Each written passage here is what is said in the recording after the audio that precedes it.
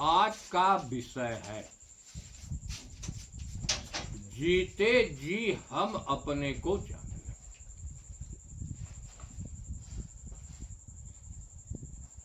अगर जीते जी हम अपनों को नहीं जाने तो कुछ नहीं जाने। सारे लोग कहते हैं हम परमात्मा को जानते हैं, परमात्मा को देखे हैं, देवी देवताओं को देखे हैं, बात किए हैं,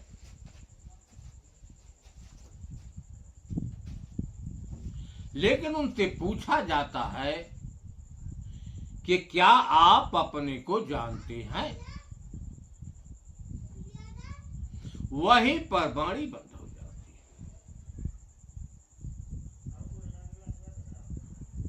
है। इसलिए जीवन की वास्तविकता, सार्थकता यही है कि जीते जी हम अपने को जान जाएं। जिस दिन हम अपने को जान जाएंगे, हमारे अंदर से सारी भ्रांतियां मिट जाएंगी। जितने भ्रम हैं सब खत्म हो जाएंगे। इसलिए हम अपने को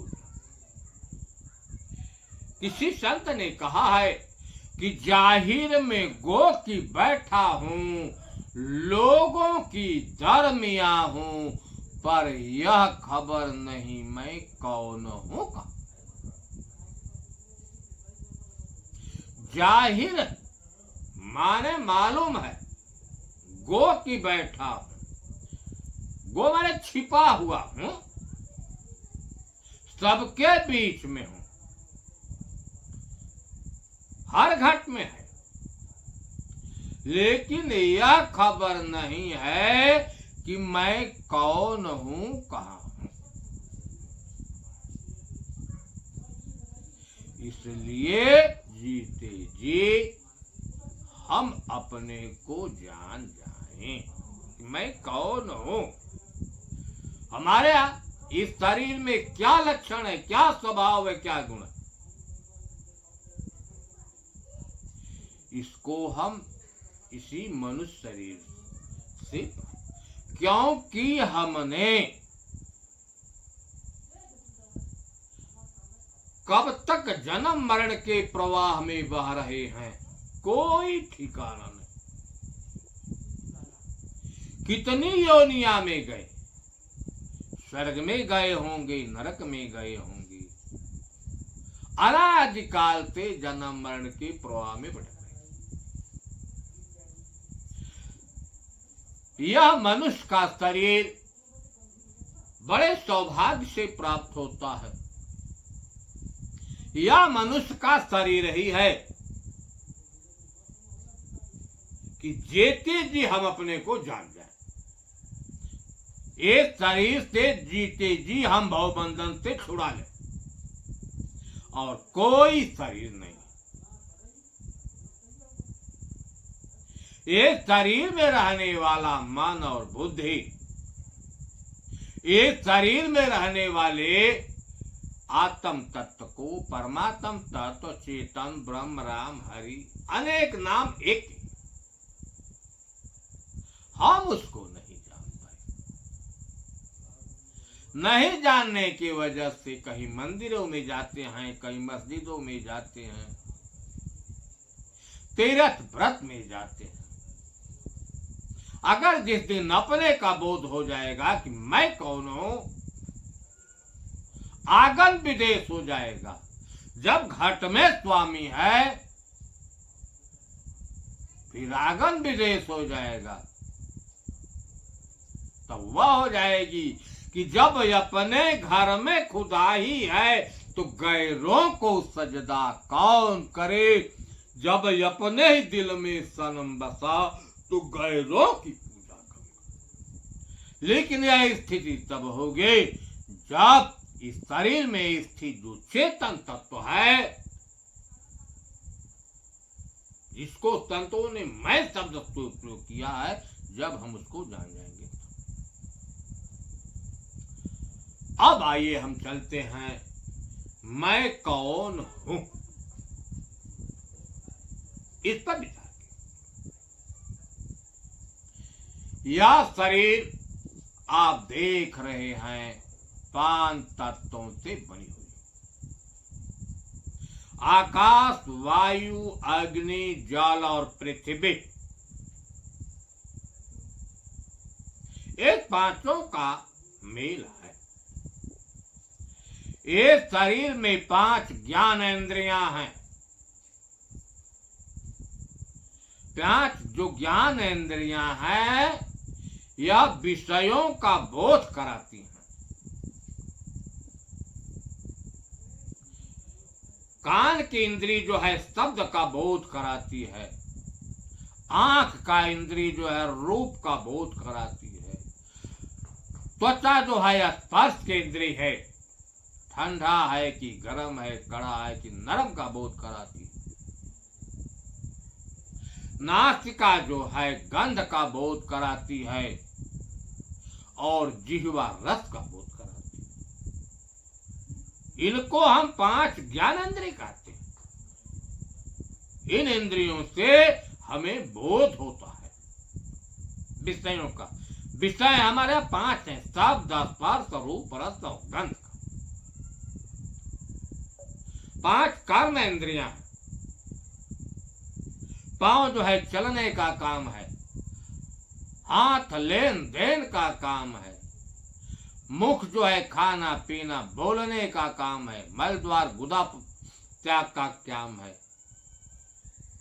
पेशाब केंद्रीय है, पेशाब का काम और विषय को, इनको हम कर्मेंद्रीय कहते हैं। इस शरीर से संयुक्त है।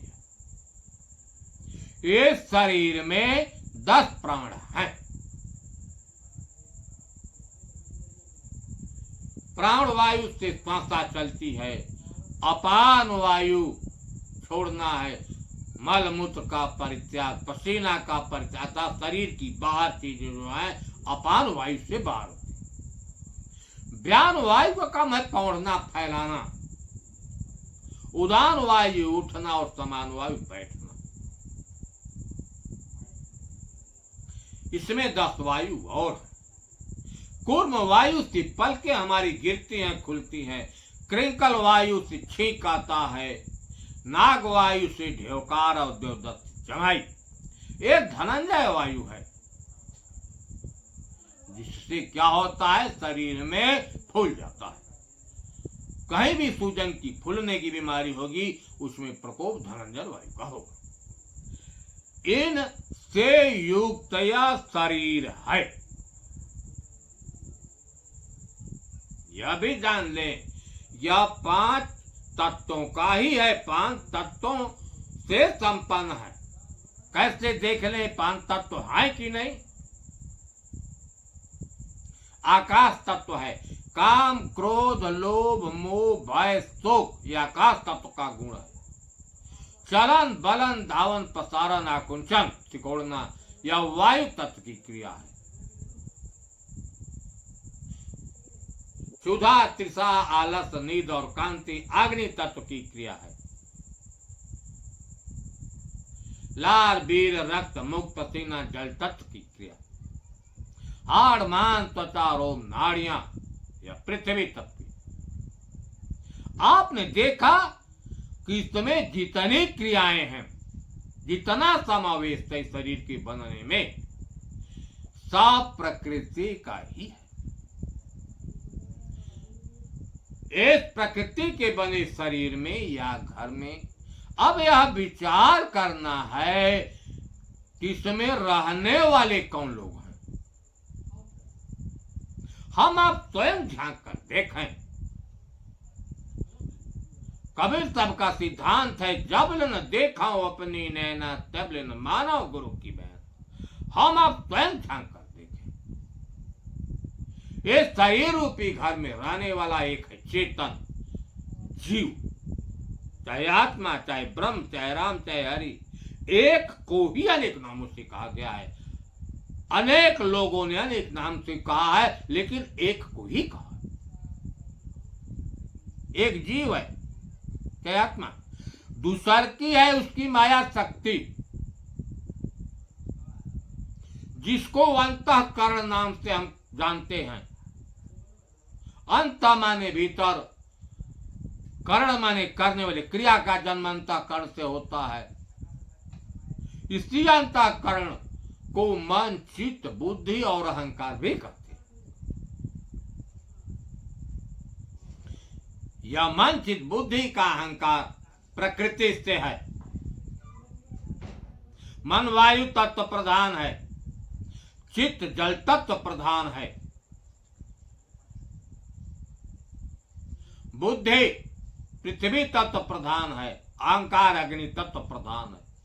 इनका संबंध तत्वों से है, लेकिन यह चेतन की सत्ता से चेतन होते हैं, इनके पास स्वयं की सत्ता नहीं।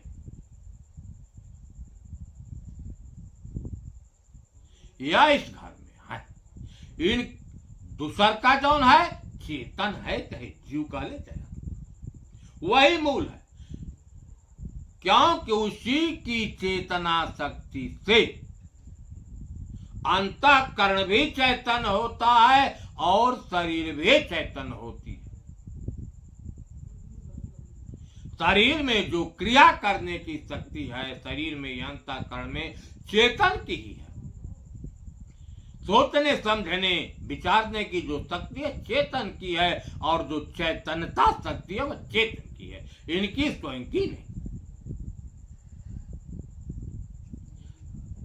अब विचार करना है इसमें आप शरीर हैं। कुछ लोगों का कहना है कि मैं शरीर हूं, कुछ लोग ऐसे भी हैं कि मन बुद्धि को प्रयोग करते हैं कि मैं हूं। लेकिन जो आत्मज्ञानी है, तत्वदर्शी हैं, शांत हैं, विवेकी है, वह आत्मा को मैं शब्द का प्रयोग करते हैं कि मैं आत्मा हूं। क्योंकि आपने देखा कि आत्मा से ही यह अंतःकरण चैतन्य है और शरीर भी चैतन्य है। तो मूल सत्ता तो चेतन की है, आत्मा की है। हम इस बिंदु पर पहुंचते हैं कि संतों ने अपने को चेतन शब्द से संबोधित किया है।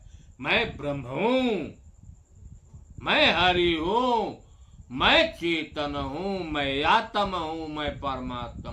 एक लिखना, प्रकृति को और अंतःकरण को महापुरुषों ने नहीं स्वीकार किया है। यथार्थ में यह आपके हैं भी नहीं। अंतःकरण प्रकृति से संबंध रखता है और शरीर भी प्रकृति से संबंध रखता है। इनके पास स्वयं की सत्ता नहीं है, चेतन की सत्ता से चैतन्य। जिसकी सत्ता से चैतन्य है वही मूल है, वही है चेतन और वही है। लेकिन इस शरीर में आपका लक्षण क्या है? हम इस बिंदु पर पहुंचते हैं कि मैं ब्रह्म हूं, मैं चेतन हूं, मैं आत्मा हूं, मैं शरीर नहीं हूं, न मैं मन चित्त बुद्धि अहंकार हूं, मैं शुद्ध ब्रह्म हूं, चेतन हूं, आत्मा। प्रमाण में देखें महापुरुषों के विचारों को।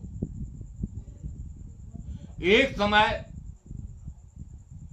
जनक जी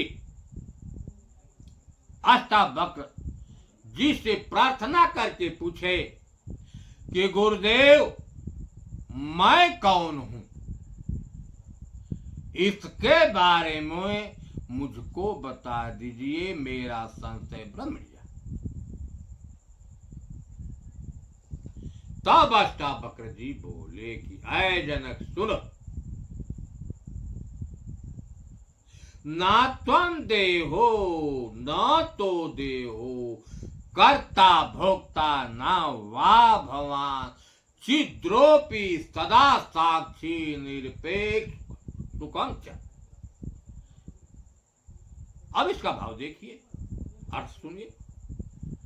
आए जनक तुम देह नहीं हो। पहले कहा कि तुम देह नहीं हो। देह का संबंध तो प्रकृति से है। न देह तुम्हारा है, देह तो प्रकृति का। कर्ता भोक्ता ना तुम कर्ता हो ना भोक्ता। फिर प्रश्न उठता है कि वास्तविकता में मैं कर्ता भोक्ता नहीं हूं, तो कर्ता भोक्ता कौन है? थोड़ा विचार करके देखें। किसी क्रिया का जन्म अंतःकरण से होता है, अर्थात मन और बुद्धि से। किसी बीज का, किसी कर्म का बीज यही से उत्पन्न होता है। बीज से ही वृक्ष उत्पन्न होता है। कर्म रूपी बीज अंतःकरण से उत्पन्न हुआ, और उस कर्म को कराने वाला कौन है? यही मन। और करने वाली कौन है? इंद्रियां। यह मन जो है, अंतःकरण में जो विचार उत्पन्न होता है, इसमें रहने वाला चेतन जो है उसका साक्षी है। मन जो कर्म कराता है इंद्रियों से, उसको भी देखता है, उसका साक्षी है, वह करता नहीं है।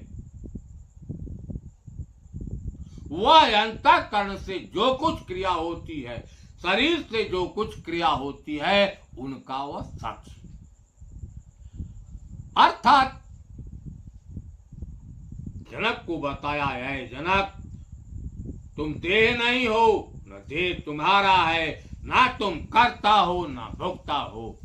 तुम सदा एक रस रहने वाले इस शरीर में साक्षी हो। क्यों? इसमें रहने वाला जो चेतन है, उसका गुण है, स्वभाव है साक्षी चेतना। जैसे आग का गुण है, जहां आग है वहां पर ऊर्जा होगी, गर्मी होगी। उसी प्रकार जहां चेतन होगा वहां चैतन्यता होगी। चेतन का स्वभाव वही है, साक्षी देखना। दूसरी तरफ देखें, ऐसे ही प्रश्न लक्ष्मण ने पूछा राम से कि प्रभु मैं कौन हूं? तब राम ने कहा लक्ष्मण से कि ऐ लक्ष्मण, अहम ही सर्वभावानामांत तस्थामि सर्वगा माम साक्षीणम लोका न जानन्ति प्रबल। कहे ऐ लक्ष्मण, मैं सर्वव्यापक होते हुए हर घट में आत्मा रूप से स्थित हूं, चेतन रूप से स्थित हूं, ब्रह्म रूप से स्थित हूं, जीव रूप से स्थित हूं। इस जीव रूप में मैं साक्षी रूप से हूं। माम साक्षीणम लोका न जान, लोग मुझ सर्व साक्षी को नहीं जान पाते। अर्थात इसमें रहने वाला आत्मा जो है साक्षी है। अंतःकरण में जो कुछ क्रिया होती है उसको वह देखता है। दूसर का गुण कि वह चैतन्य स्वरूप है, उसकी चेतना से शरीर और अंतःकरण चैतन्य होते। यह पहचान है, इस शरीर में रहने वाला जो चेतन है वही आप हैं, वही ब्रह्म है, आप हैं। इस शरीर में जो अंतःकरण के क्रिया को जानने वाला है, देखने वाला है, वही चेतन है, वही ब्रह्म है, वही आप है। तीसर की तरफ देखिए,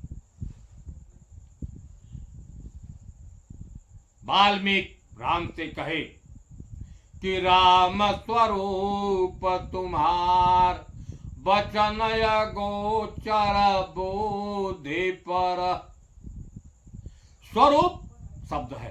स्वरूप का मतलब अपना रूप। मैं कौन हूं?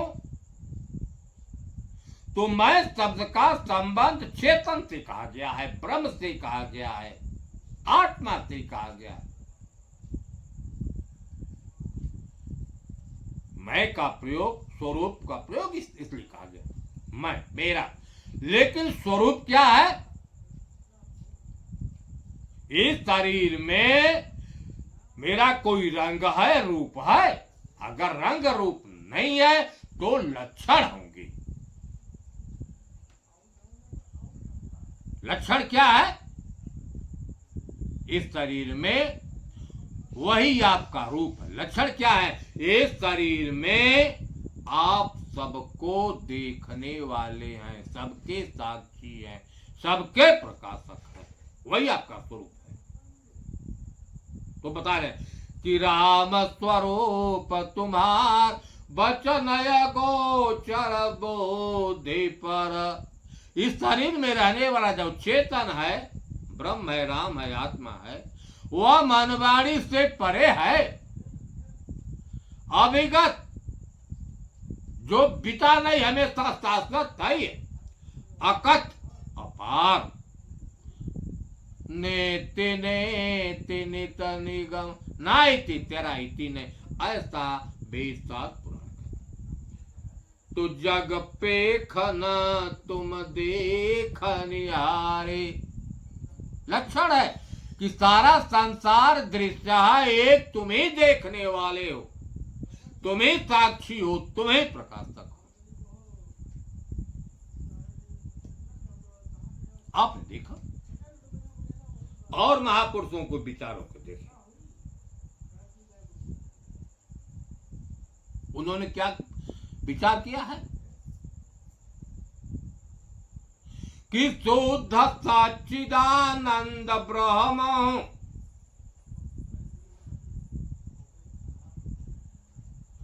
महापुरुष लिखा, अपना विचार व्यक्त किया, वह कह रहे हैं कि मैं शुद्ध सत्य चित्त आनंद से सत्य माने होता है जो शाश्वत है, जिसका कभी अभाव नहीं है, जो अपरिवर्तनशील है। शरीर का भाव हो जाता है, शरीर का भाव हो जाता है। कभी हमें शरीर मिलती है, कभी शरीर खत्म हो जाती है, अपने तत्वों में मिल जाती है। लेकिन चेतन का कभी अभाव न हुआ था। इस शरीर में था, शरीर खराब हो गई, निकल कर सूक्ष्म से शिव ब्रह्मांड में हो गया, फिर शरीर मिली, फिर शरीर को पकड़ लिया, लेकिन अभाव नहीं हुआ, इसलिए उसको सत्य। चित्त का मतलब वह चैतन्य स्वरूप, और आनंद का मतलब होता है इसका कभी अभाव नहीं। शुद्ध सच्चिदानंद ब्रह्म हूं, मैं ब्रह्म हूं। अजर, अजर का मतलब जिसमें जरा न हो, जिसमें परिवर्तन। अमर, जिसकी मृत्यु नहीं। अजर अमर अज अविनाशी, जातु ज्ञान से मोक्ष हो जावे, कट जावे जम की फांसी। अनादि ब्रह्म अद्वैत द्वैत का जामो नाम निशान नहीं। कहा मैं अनादि ब्रह्म, ब्रह्म हूं, अनाद से हूं। कब का हूं, कोई ठिकाना नहीं। रमा हूं सब में, मुझसे कोई भिन्न वस्तु इंसान नहीं। हर घट में मैं, एक ही ब्रह्म हर घट में है। वही ब्रह्म मनन निरंतर करत मोक्षित सन्यासी। शुद्ध सच्चिदानंद ब्रह्म हूँ, अजर अमर अजय विनाश। आपने देखा इस साखियों में महापुरुषों ने अपने को ब्रह्म माना है। मैं प्रकृति नहीं हूं, देह नहीं हूं, मन चित्त बुद्धि आत्मा नहीं हूं। मैं तो शुद्ध ब्रह्म हूं, आत्मा हूं, परमात्मा हूं, जीव हूं, राम हूं। अनेक नामों से एक को ही कहा। लेकिन हम परमात्मा को दूर समझते हैं। इस ब्रह्मांड में जितने पिंड हैं, चाहे ब्रह्मा हो, चाहे विष्णु हो, चाहे शंकर हो, चाहे आद्या हो, चाहे सरस्वती, सबकी शरीर प्रकृति के तत्वों से ही बनी है और सब में एक ही सत्ता है। जो सत्ता मानव में है वही सत्ता देवताओं में है। पशु पक्षी कीट पतंग, नर पशु पक्षी कीट पतंगा सार सब सबके अंदर सार और सबकी शरीर प्रकृति से ही। लेकिन अज्ञानता बस हम अपने को नहीं जानते। अनादिकाल से जन्म मरण के प्रवाह में बह रहे हैं, लेकिन इस शरीर में जो मन बुद्धि है इसमें रहने वाले आत्म तत्व को आज तक नहीं जानता। अगर आज तक जान गई होती तो उसके सारे संशय भ्रम मिट जाते। किसी देवी देवा भूत भवानी की सड़े में नहीं जाता, वह आप में स्थित। यह मन जो विषयों में जा रहा है, मंदिरों मस्जिद में गुरुद्वारा में जाना बंद कर देता, क्योंकि हर घट मेरो साइया सूरी से जन कोई, बलिहारी वा घट का कि जा घट पर घट में हो। उस घट की बलि सब घट में है, लेकिन उस घट की बलिहारी है कि जिस घट में उस परमात्मा की अनुभूति होगी। ऐसा